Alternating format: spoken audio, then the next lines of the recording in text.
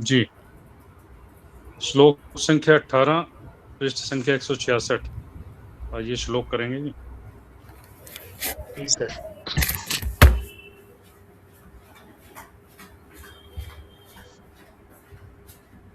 पांच महाभूत और इनसे बने हुए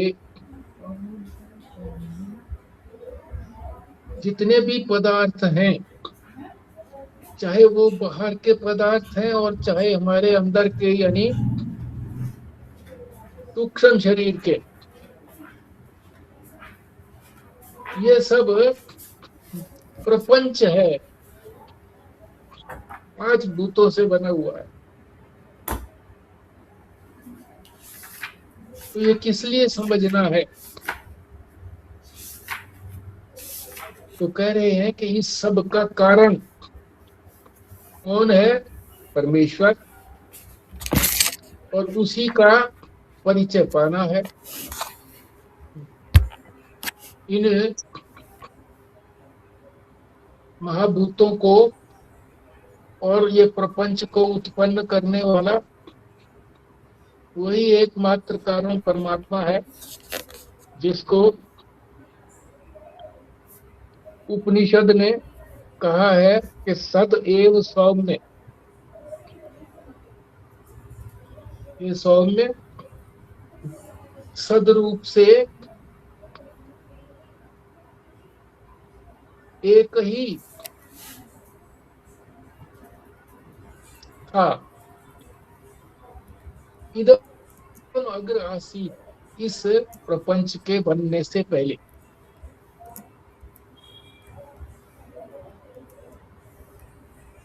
तो उसी को समझाना शुरू करते हैं कि वो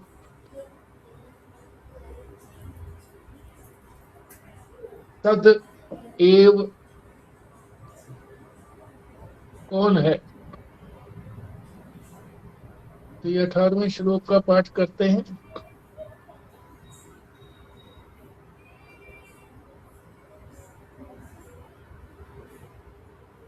एकादश इंद्रिय है युक्त्या शास्त्र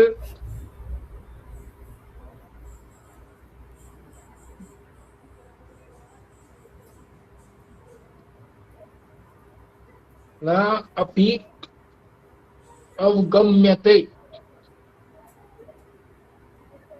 यावत् किंचित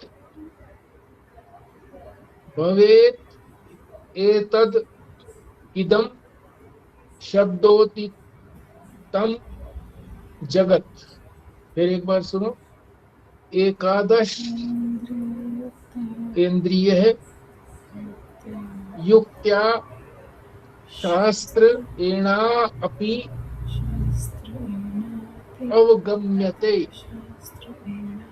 यावत् किंचित भवेत् इति इदं शब्दोदितं जगत। हाँ जी।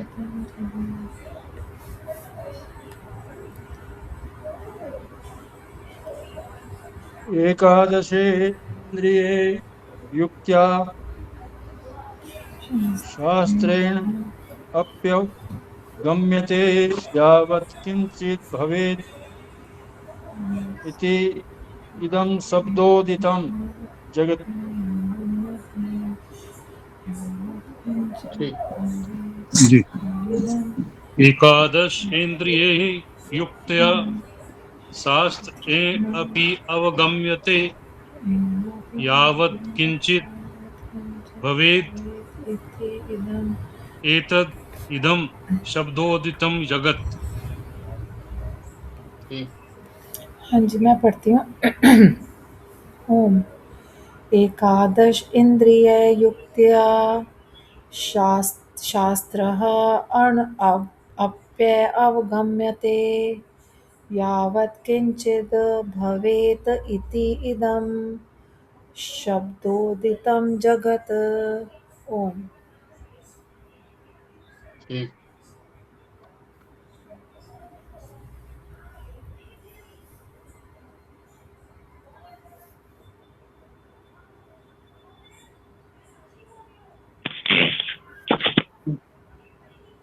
एकादश इन्द्रियः युक्त्या शास्त्रेण अपि अवगम्यते यावत् किञ्चित् भवेत् एतत् इदं शब्दोदितं जगत्। ठीक।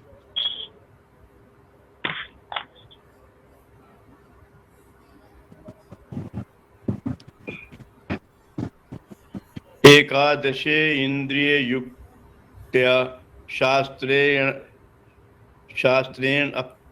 अप्यगम्यते यावत्किञ्चित् भवेदिदं शब्दोदितं जगत्। ठीक। एक का अर्थ समझते हैं। एकादश इंद्रिय, 11 इंद्रियां, 10 इंद्रिय, 5 ज्ञानेन्द्रियां, 5 कर्मेंद्रियां और एक अंतःकरण, ये भी इंद्रिय। मन कहो अंतःकरण को, इनसे और युक्त्या, युक्ति से, और शास्त्रेण अपि, शास्त्र से,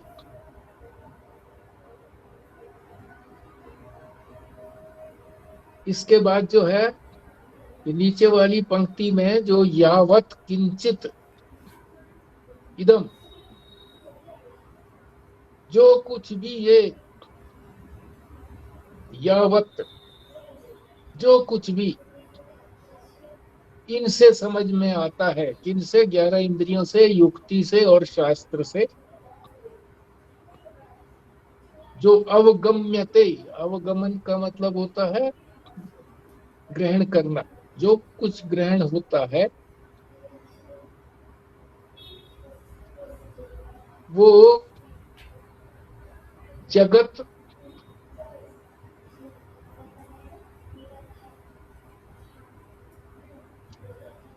इदम शब्द से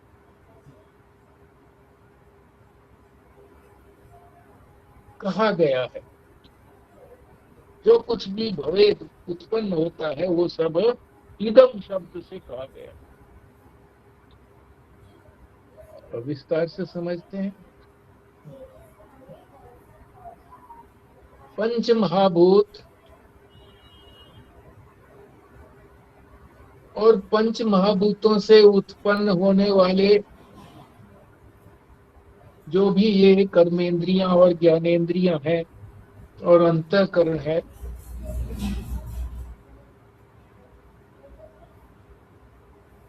इनको अलग करके, विवेक करके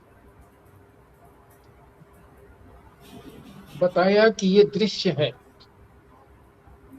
दृश्य को दृष्टा से अलग समझना है।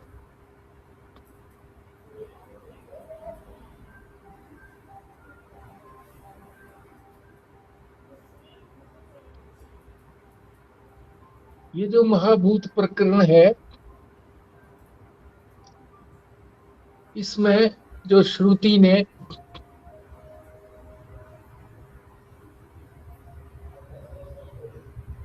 प्रधान रूप से कहा है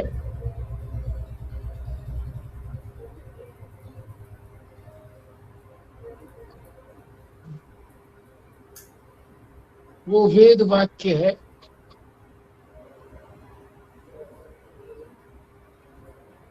उसी के परिप्रेक्ष्य में ये विचार करना है।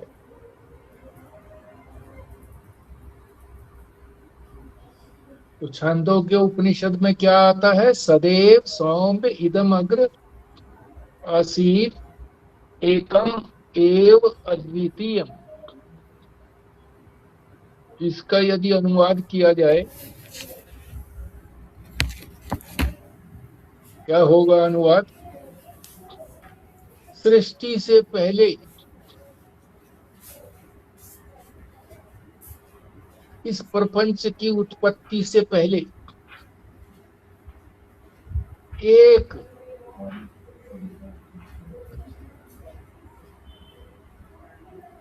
ही,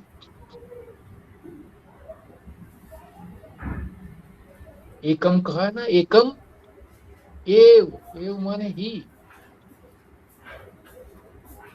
यानी दूसरा और कोई नहीं है। वही जो है वो सद रूप से था।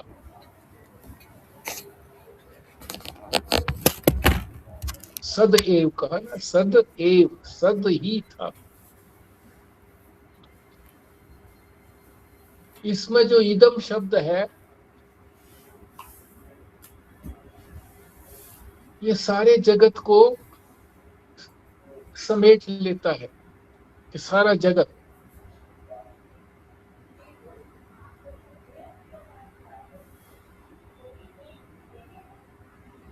ये सदरूप था,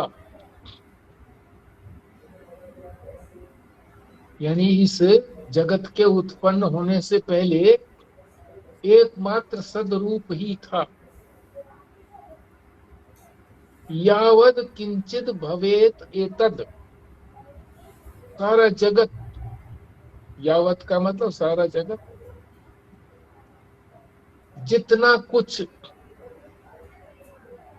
प्रमाणों के द्वारा जाना जाए, प्रमाणों का मतलब यहाँ पर हमारी इंद्रियां आ गई सारी।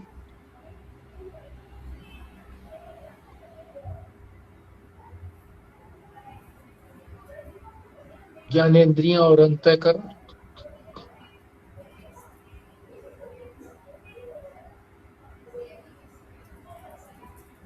तो चाहे प्रत्यक्ष प्रमाण के द्वारा जाना जाए, यानी जो हमारी इंद्रियां जानती हैं, जानने वाली इंद्रियां तो हमारी ज्ञानेंद्रियां ही हैं, और अंतःकरण भी है।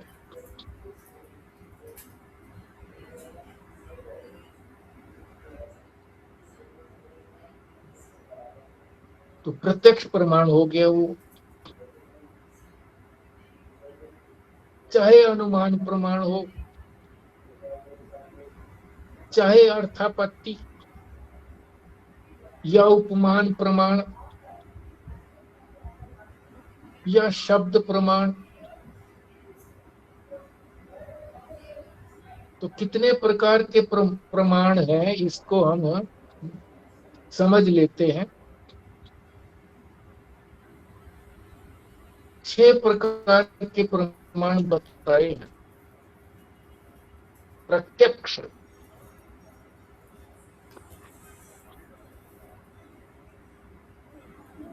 इंद्रियों द्वारा वस्तु का ज्ञान। दूसरा है अनुमान। अनुमान क्या, कैसे किया जाता है? व्याप्ति ज्ञान। क्या मतलब व्याप्ति ज्ञान का? कि जहां जहां धुआं है वहां वहां अग्नि है। तो ये अनुमान हो गया। बार बार किसी चीज को हम देखते हैं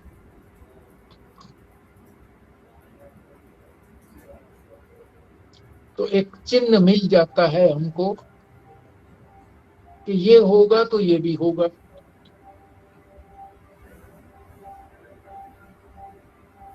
तीसरा है उपमान, यानी उपमा देना, तुलना करना किसी के साथ। कोई चीज जानी गई है, उसी के समान जिसको जाना नहीं है उसको जानना। जैसे गाय को देखा है, अब नील गाय को बताना हो कि नील गाय कैसी है, तो उसकी समानता हो गई ना। जो अंतर होगा उसमें वो बता देंगे। कि गाय में गले में झालर होती है, या दूसरी उपमा दे सकते हैं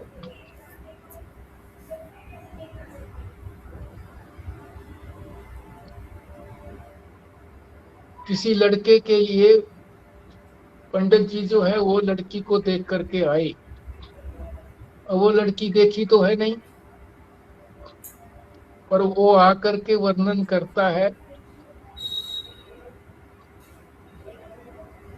कि चंद्रमुखी है, चंद्रमा जैसा उसका मुख है।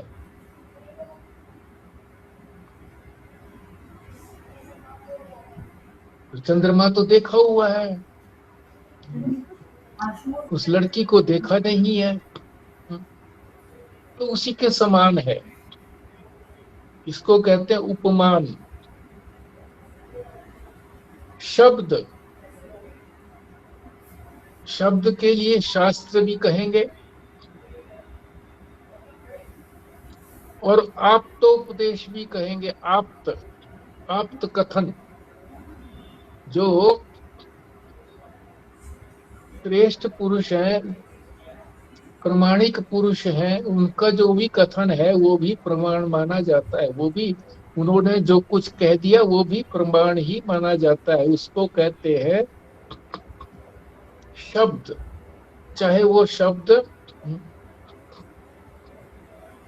किसी श्रेष्ठ पुरुष के द्वारा निकला हो, चाहे वो शास्त्र ने कहा। पांचवा है अनुपलब्धि। अनुपलब्धि का मतलब है कि कोई चीज उपलब्ध नहीं है, मिली नहीं, यानी उसका अभाव है। अभाव का ज्ञान।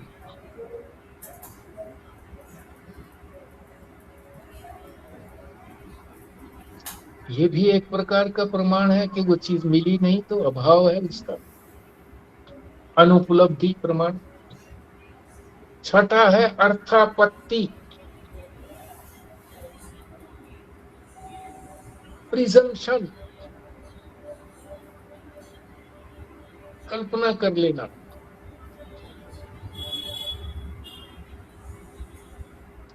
कोई व्यक्ति दिन में कुछ नहीं खाता है, परंतु फिर भी मोटा है, तो अनुमान होगा कि रात को खाता होगा।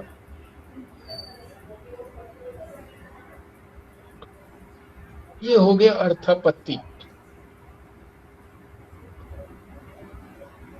तो ये 6 प्रकार के प्रमाण हैं। जो कुछ भी जाना जा सकता है इन प्रमाणों के द्वारा जान सकते हैं, और जो कुछ जाना गया उसको कहते हैं इदम, ये प्रपंच।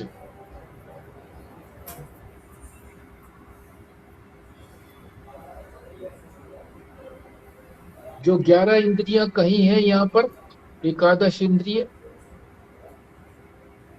ये तो प्रत्यक्ष हो गई, प्रत्यक्ष देखती हैं।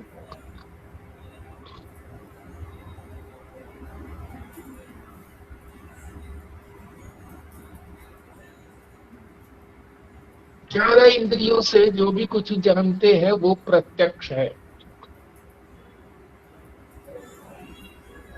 जानने का मतलब अनुभव करना, यानी जो कुछ भी व्यवहार होता है हमारा, चाहे वो ज्ञानेंद्रियों से हो और चाहे वो कर्मेंद्रियों से हो,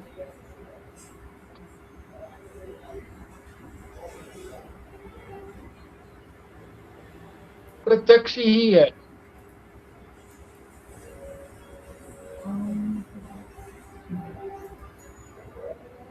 अब मन से क्या होता है, अंतःकरण से क्या पता लगता है, सुख और दुख, उसका अनुभव जो है वो मन से लगता है। मेरा मन दुखी है, मेरा मन सुखी है।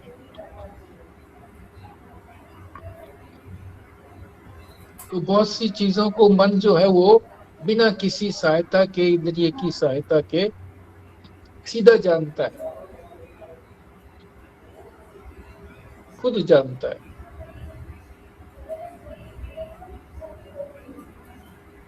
तो ये तो इंद्रियों की बात आ गई जो श्लोक में कही थी पहली पंक्ति में। फिर युक्त्या, युक्ति। अब ये युक्ति जो है इन्हीं 5 प्रमाणों से युक्ति, ये भी प्रमाण है, ये भी युक्ति है। अगर इनसे किसी चीज को हम जान लेते हैं तो वो भी प्रमाण कहलाएगी, ये युक्ति है।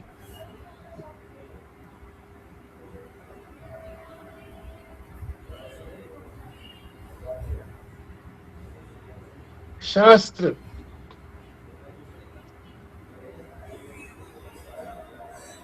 शास्त्र को शब्द प्रमाण कहा है।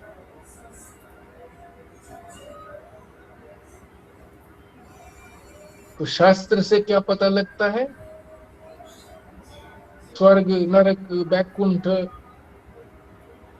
ब्रह्मलोक,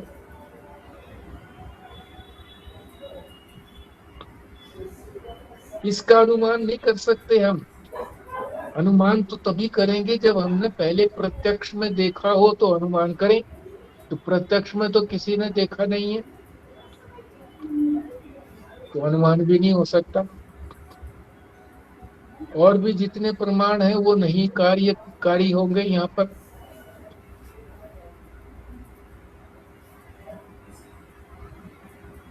तुलना भी कैसे करेंगे? उपमान से, इत्यादि सभी से समझ लीजिए।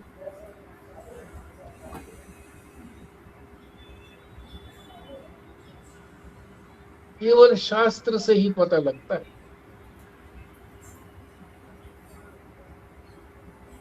तो शास्त्र से बहुत सी बातें पता लगती हैं जो किसी अन्य साधन से पता नहीं लगती।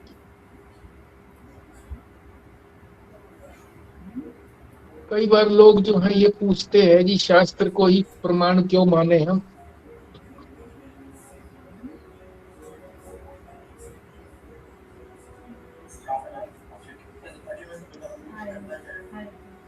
तो महाराज जी एक विलक्षण उदाहरण दे रहे हैं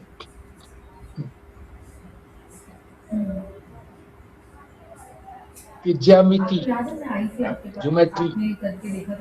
ज्योमेट्री में त्रिकोण जो है वो बनाई जाती है तो वो कहती है कि इनके जो 3 कोण हैं, इन तीनों को जोड़ करके 180 का बनेगा।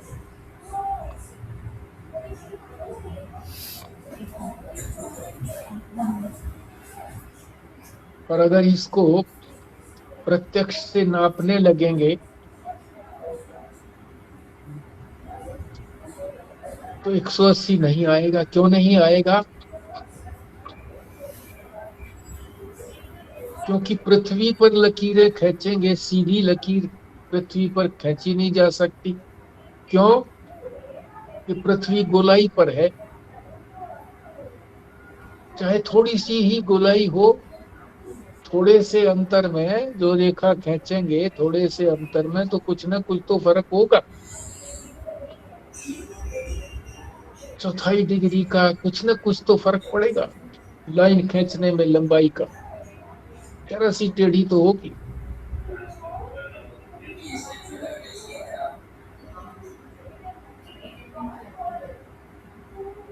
तो इसका निश्चय तो शास्त्र से ही किया जाएगा। शास्त्र का मतलब यहाँ पर ज्योमिति शास्त्र, ज्योमेट्री शास्त्र, अर्थमेटिक की बहन।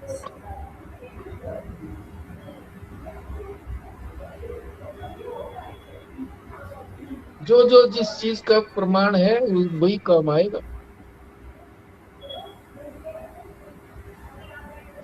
कानून किस बात का प्रमाण है? कानून के जो ग्रंथ हैं वो प्रमाण है कानून के लिए। संविधान की पुस्तक जो है वो संविधान के लिए प्रमाण है, अपने आप प्रमाण नहीं कहा जा सकता कि ये तो तर्कसंगत नहीं है, ऐसा नहीं होना चाहिए। नहीं, ऐसा नहीं है, वही प्रमाण है।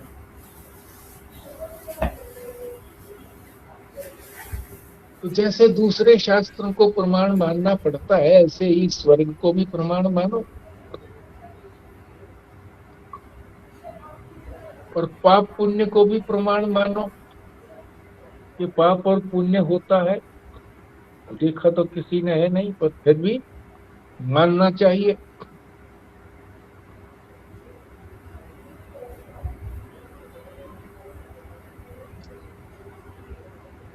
और शास्त्र जो है वो ईश्वर को भी कहता है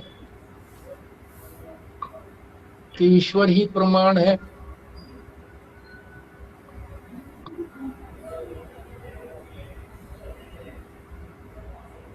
क्यों? क्योंकि इसी से सब कुछ निकला।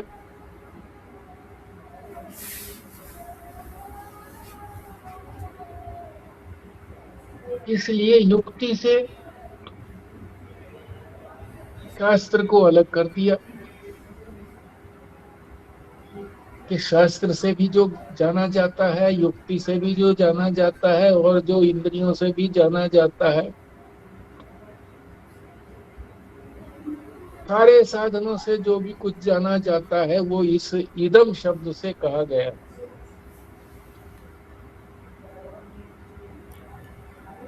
ये इसमें ना ये नहीं समझ आया, युक्ति को शास्त्र से अलग कैसे कर दिया? शास्त्र को भी तो हम युक्ति से ही समझते हैं ना। तो ये थोड़ा क्लियर करो कि शास्त्र और युक्ति अलग कैसे हो गए? सब किसी भी चीज को समझने के लिए युक्ति तो लगानी पड़ेगी, चाहे वो शास्त्र हो या इदम हो या मैं हो।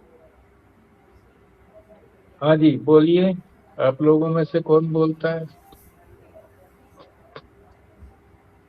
युक्ति शास्त्र की चीज थोड़ा ही है। युक्ति तो अनुमान में आएगी ना, ऐसा था तो ऐसा हुआ। शास्त्र अलग चीज है। शास्त्र तो जो लिखा है, जिस चीज का शास्त्र है, हेंस इट इज, ऐसा थोड़ा ही होगा शास्त्र तो। हाँ जी, और कोई बोले?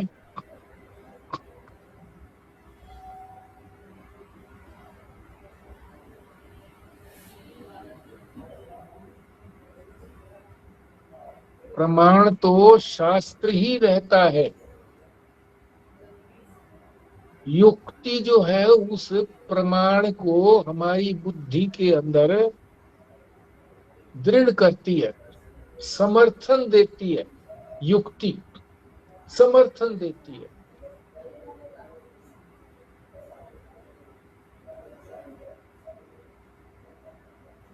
और जहां ये शास्त्र काम नहीं करता, वहां पर ये युक्तियां जो बताई हैं, 5 प्रकार के प्रमाण, ये काम करते हैं।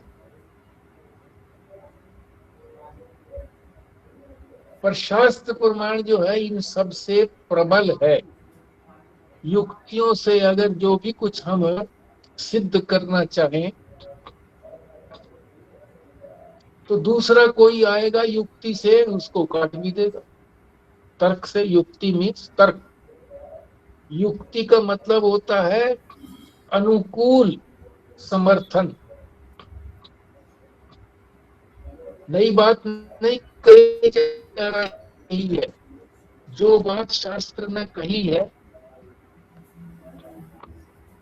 उसी के अनुकूल तर्क लगा करके उसको समझाने के लिए, बुद्धि में बैठाने के लिए युक्ति का प्रयोग किया जाता है। जी हाँ जी, ठीक है। मतलब एक तरह से ये दोनों अलग बात है, पर एक को समझने के लिए दूसरे की जरूरत है हमें। शास्त्र को समझने के नहीं, लिए अगर युक्ति की जरूरत है, अगर नहीं समझ आ रहा हमारे जैसे लोगों को। हाँ, नहीं समझ में आ रहा, अगर इतना श्रद्धा नहीं है कि शास्त्र ने जो कह दिया दिन है और उसने शास्त्र ने कह दिया कि ये रात है, तो वो यही मान ले कि हाँ रात ही है। ये बात अगर नहीं समझ में आती, जैसे ये कहा कि भाई इस प्रपंच की उत्पत्ति से पहले एकमात्र सदरूप परमात्मा ही था, अगर ये चीज जिसने प्रारंभ में ही समझ ली तो उसको ये प्रपंच का विस्तार बताने की आवश्यकता ही नहीं है, युक्तियां बताने की आवश्यकता ही नहीं है। ये तो जब विश्वास नहीं होता कि ये सारा हमको सब सामने दिखाई देता है, कैसे माने हम वो कि अकेला ही था। हाँ जी। जी, श्रद्धा की बात तो ठीक है, मगर शास्त्र ऐसा कहेगा ही नहीं कि भाई दिन को दिन नहीं कहेगा, रात कहो ऐसे। और दूसरा एक बात हमें ये भी समझने की, जो शास्त्र हैं ये भी तो भगवान की वाणी है। भगवान की वाणी है, फिर ऋषि मुनियों ने जो है उनको जिस तरह से कलमबद्ध कर करके शास्त्र बनाए, तो इतनी श्रद्धा रखेंगे तो तभी बात बनेगी उसके अंदर। और फिर आगे युक्तियों से जो है उसको सिद्ध भी कर रहे हैं।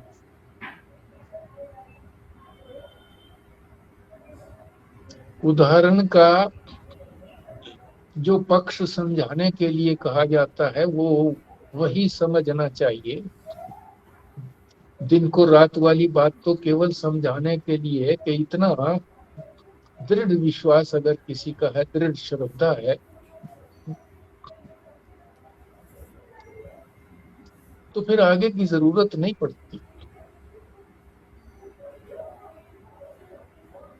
अब वो चंद्रमा वाली जो उपमा की बात बताई कि चंद्रमा, ये भी तो युक्ति है ना। चंद्रमुखी है जी, चंद्रमुखी कैसे हो सकती है भाई? अगर ये प्रश्न करो कि चंद्रमुखी कैसे हो जाएगी, चंद्रमा जैसा मुख कैसे हो जाएगा? मतलब उतनी ही सुंदर है, ऐसा कहने से तात्पर्य।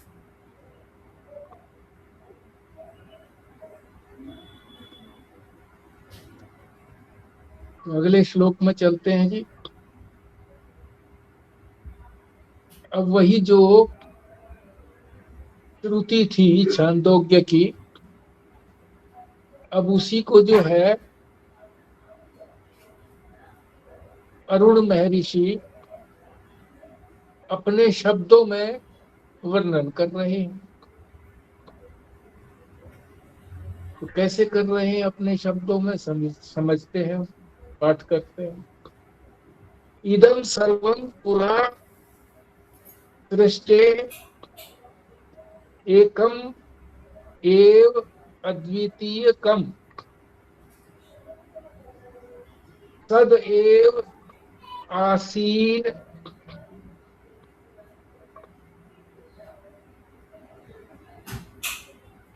नाम रूपे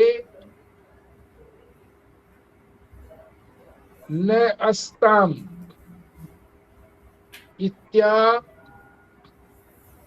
इत्यादि अरुण वच। हाँ जी। इदं सर्वं पुरा सृष्टे एकम एव अद्वितीयकम सतेव आसीत् नाम रूपेण आस्ताम् इति अरुणे वच।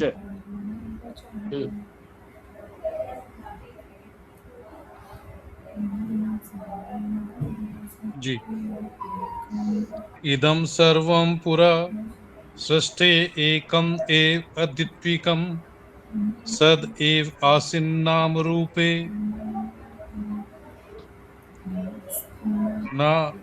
नास्ताम इत्या अरुण वर्चः।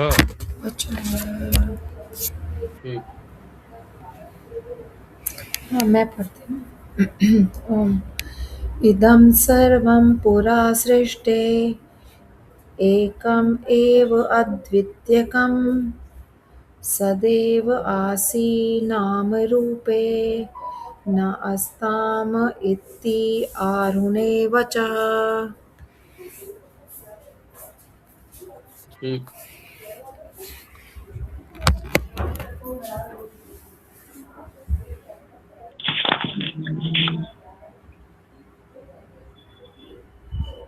इदं सर्वं पुरा सृष्टे एकम् एव अद्वितीयकं तत् एव आसीत् नामरूपे न अस्ताम् इति आरुणे वचः।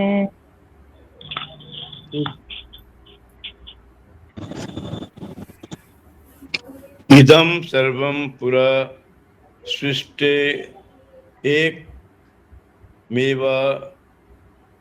एक एवं अद्वितीयकं सदैव आसीन नाम रूपे नास्ताम इत्यारूपेण वर्चा। ठीक है, ये अद्वितीय बोलना, ए और द के नीचे वह लगा हुआ है, तो कई साधकों ने अद्वितीय बोला है, अद्वितीय, अद्वितीय, अद्वितीय ऐसे बोलना, अद्वितीय। ठीक है, अर्थ समझते हैं। अरुणी ने क्या कहा है? अरुणी का क्या वचन है? सृष्टि से पहले, पूरा माने पहले, सृष्टि से पहले। ये अरुण कौन थे? हाँ, अरुण जो थे वो गुरु थे। किसके गुरु थे वो?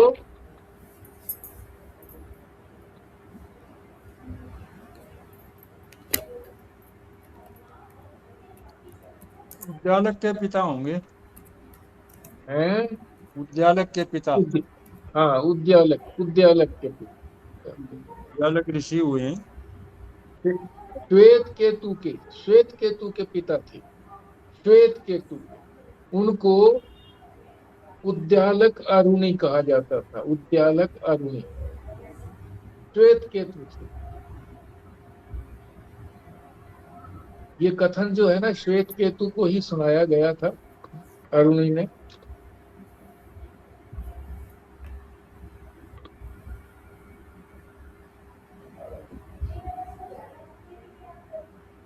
अरुणी का क्या कथन है कि सृष्टि से पहले, पूरा माने पहले, इदम सर्वम, ये सब,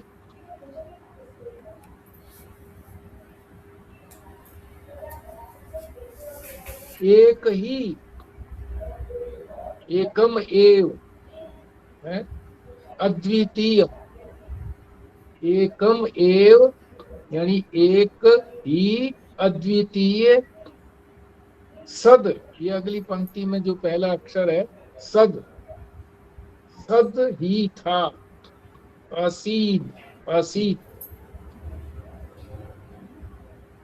नाम रूप न अस्ताम, नाम रूप का अस्तित्व नहीं था, नाम रूप नहीं था। मतलब क्या हुआ कि नाम रूप, ये सारा सृष्टि जो है ये नाम रूपात्मक ही है।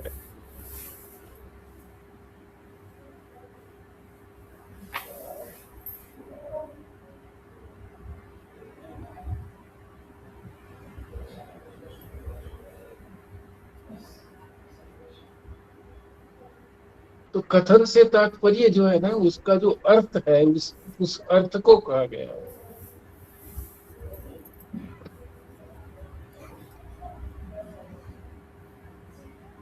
सृष्टि का मतलब ये है कि जो पहले नहीं था उसको बनाया गया। ऐसा कौन सोचते हैं? सामान्य लोग, कि जो पहले नहीं थी वो बन गई, अब बना दी।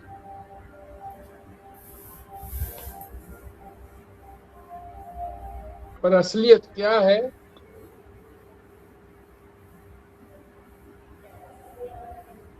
नाम रूप था, यानी प्रपंच था वहां पर वो व्यक्त नहीं था, अव्यक्त था, छुपा हुआ था।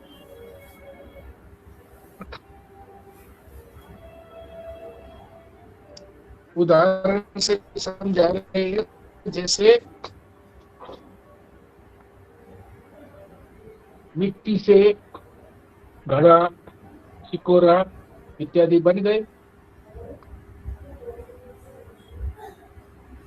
तो कोई नए थोड़ी पैदा हो गए, इसी में थे, बस आकार मात्र बन गया उसका।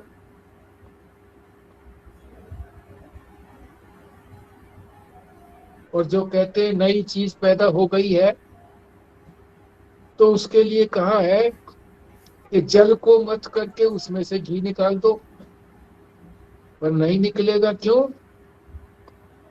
उसमें है नहीं घी। घी तो किस में है? दही में है। दही को मथा जाएगा तब उसमें से घी निकलेगा। था उसी के अंदर पहले घी, मथने से वो प्रकट हो गया।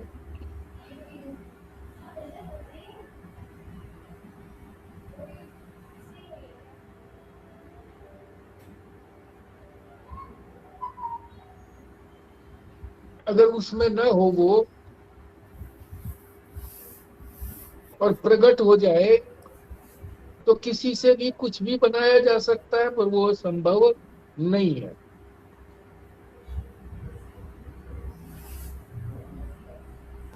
तो इसका क्या तात्पर्य हो गया कि कारण मौजूद था, ईश्वर मौजूद था, तद्रूप ईश्वर मौजूद था।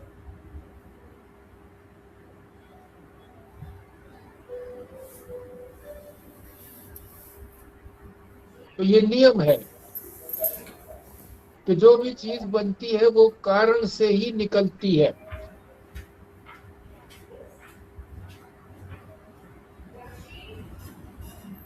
तो ये नियम बना रखा है।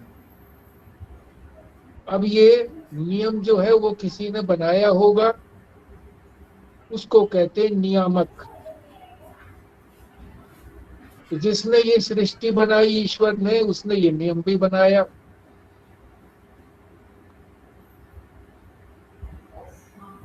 कि कोई नई चीज पैदा नहीं होती है, जो पहले से ही है मगर छुपी हुई है, प्रकट नहीं है, वो प्रकट हो जाती है।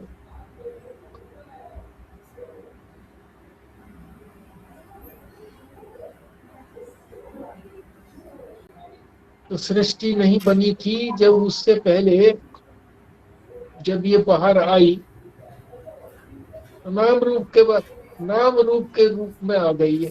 नाम और रूप।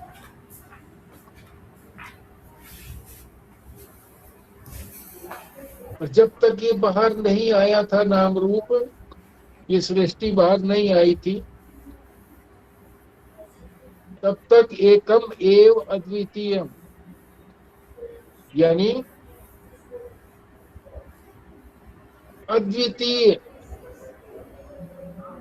सन्मात्र, यानी सदरूप परमात्मा। हाँ, और ये जो अनेकता आई है, ये नाम रूप के कारण ही आई है।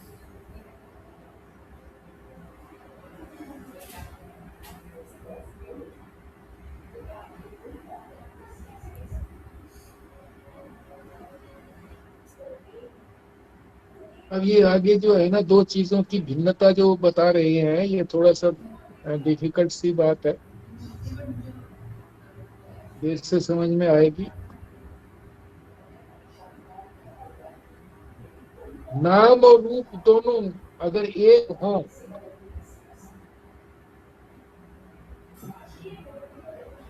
तो वो चीज भी एक ही होती है।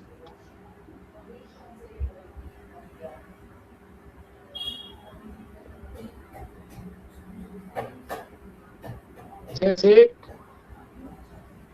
घड़ी का उदाहरण दे रखा है कि हम घड़ी देखते हैं, अपनी अपनी आंखों से सभी देखते हैं, दिख तो रही है अलग अलग, मगर सबको क्या दिख रही है? घड़ी दिख रही है। किट्टू यहाँ पढ़ ले, अगर वहां उसका डिस्टर्ब रूप सूर्य दिख करने रहा की है, वजह से इधर। जो रूप है उसका आकार है वही दिख रहा है।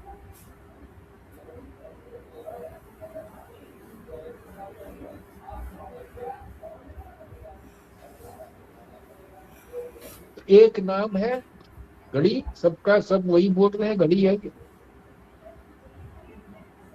और एक ही रूप है, सबको वही रूप पता लग रहा है, चाहे आंखों से अलग अलग देख रहे हैं। नाम रूप एक है, इसलिए उसको एक ही मानते हैं। तो जब तक नाम रूप प्रकट नहीं हुए थे, तब तक कुछ उसको अलग करने वाला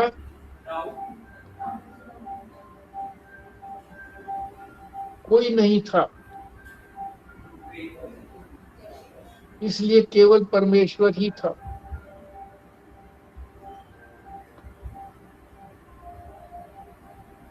तो श्रुति ने केवल एक नहीं कहा, एक कहा और ही भी कहा और अद्वितीय भी कहा। उदाहरण देके बता रहे हैं कि जैसे किसी से कहें तुम भोजन करने आना, मतलब यह है कि दूसरा नहीं आए, और कहे कि दूसरे को लिए बिना आना, तब भी मतलब वही है कि दूसरा ना आए। तो द्वितीयता, ये जो द्वैत है, ये 3 प्रकार से द्वैत होता है।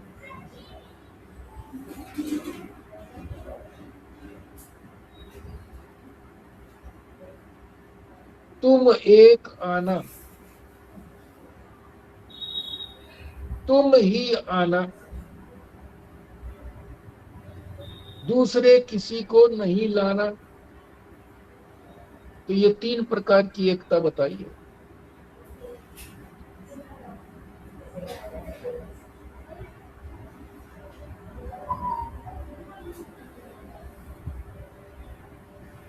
एक तो जो है वो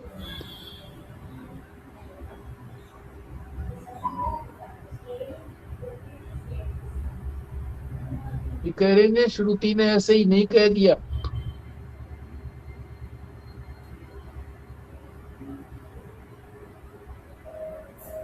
जैसे ब्राह्मण,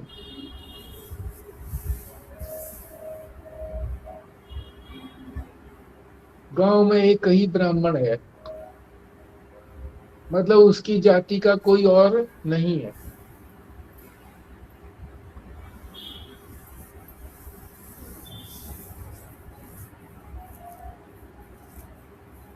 विजातीय,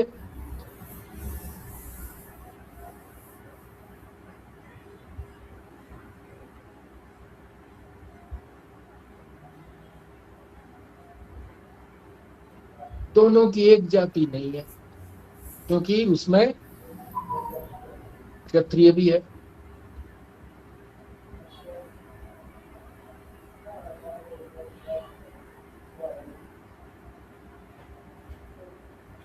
तीसरा जो है वो स्वगत भेद बताया कि हाथ पैर इत्यादि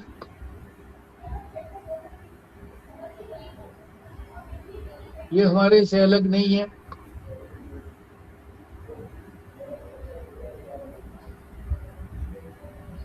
तो वो भी स्वगत भेद नहीं है।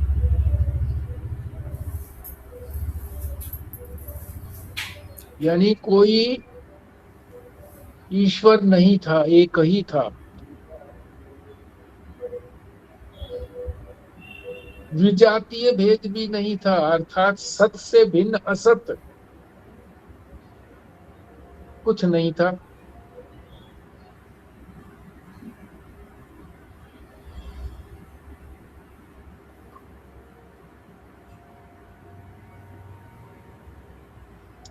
एक शंका जो है, ये वेदांत सुनने वाले ही कहते हैं कि ईश्वर ने अपनी माया शक्ति से ये सारी सृष्टि बनाई, तो एक ईश्वर हो गया, एक माया हो गई।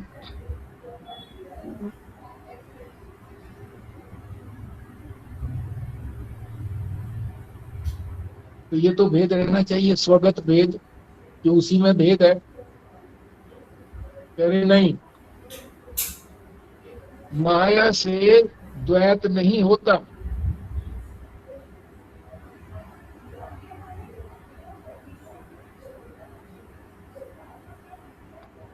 क्योंकि माया जो है वो मिथ्या है, मिथ्या से कोई द्वैत नहीं बनता। सद और मिथ्या, जैसे 99 रुपए हमारे पास है, नहीं है, 99 रुपए नहीं है, 1 रुपया है हमारे पास।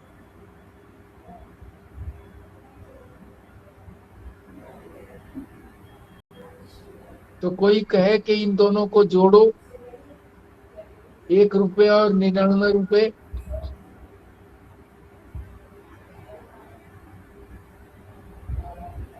तो नहीं जुड़ेंगे।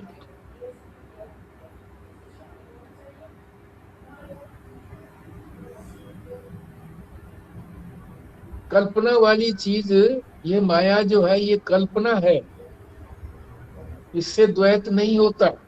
हम ये भी कह सकते हैं ना कि जैसे हम और हमारी शक्ति अलग-अलग नहीं है, ऐसे ईश्वर और माया भी अलग भी नहीं है, कह क्योंकि माया तो ईश्वर की शक्ति है। हाँ, ये भी कह सकते हैं कि माया ईश्वर की शक्ति है, तो शक्ति और शक्तिमान अलग अलग नहीं होते।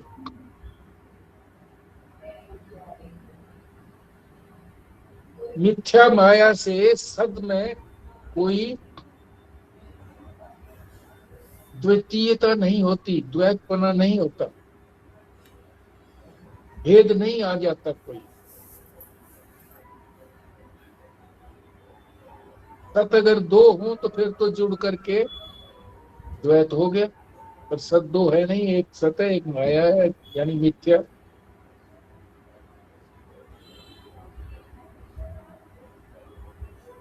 तो ये हमारा 19वां श्लोक भी यहाँ पर संपूर्ण हुआ।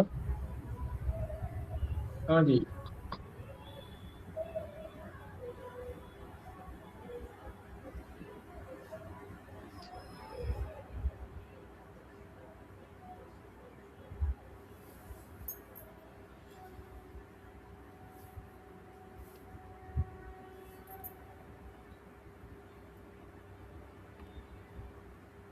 ये जो यहाँ पे कहा गया ना, एकम एक अद्वितीयम, है ना, इसमें ये तीनों चीजें आ गई ना जो आप बता रहे थे कि भाई जैसे है तुम एक आना, या फिर तुम ही आना और दूसरे किसी को नहीं लाना। मतलब इसमें यही हाँ, कहना चाहते हैं ना कि वो एक ही है, दूसरा कोई है ही नहीं। और ये इसी के लिए कहा गया ना, इसी को आप थोड़ा और एक्सप्लेन करना, एकम एक एव अद्वितीयम। एकम, एक के लिए कहा कि तुम एक आना। ब्राह्मण के लिए मान लो कहा को तुम एक आना। फिर ये कहा कि एक ही, क्योंकि परंपरा ये है कि ब्राह्मण को अगर बुलाते हैं तो उसके साथ परिवार भी आता है। महात्मा को बुलाते हैं तो महात्मा के साथ जो और महात्मा होते हैं वो भी आते हैं। तो कहते हैं और किसी को नहीं लाना, दूसरा नहीं लेकर के आना।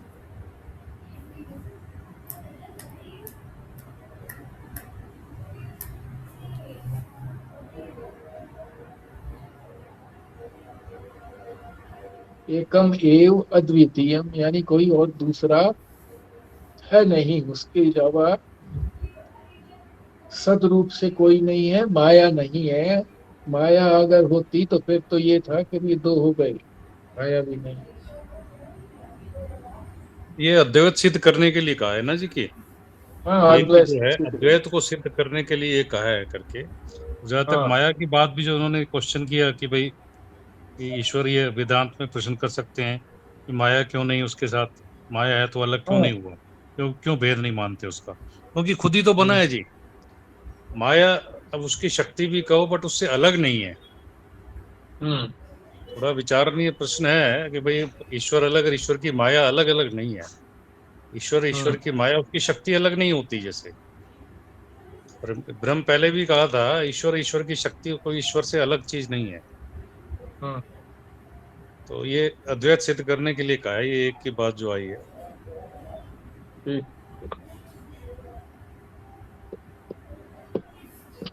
ठीक है जी, पूर्णाहुति करिए।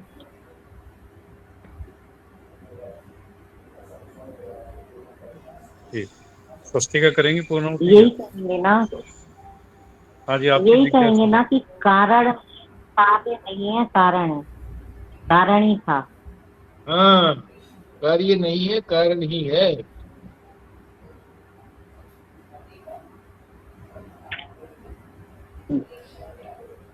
ठीक है जी, आंटी ने तो बहुत अच्छा बोला।